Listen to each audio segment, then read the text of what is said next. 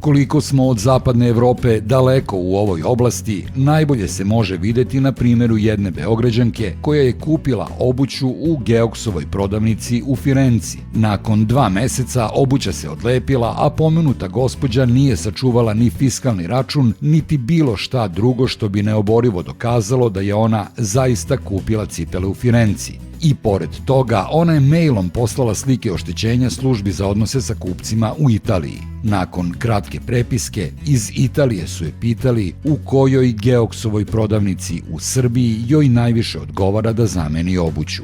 Geoks u ovom slučaju, po važećim zakonima u Italiji, nije imao obavezu da kupcu zameni obuću, a naročito nije bio obavezan da organizuje kupcu mogućnost da to učini u Srbiji. Na kraju može da se zaključi da razlog zbog kojeg Mirku ili Jasmini prodavci nisu hteli da zamene patike nije to što zakoni u Srbiji lošije štite potrošače nego u Italiji. Razlog će pre biti to što u Italiji postoji ipak veća konkurencija, a i svest o značaju odnosa prema kupcu mnogo je razvijenija nego kod nas.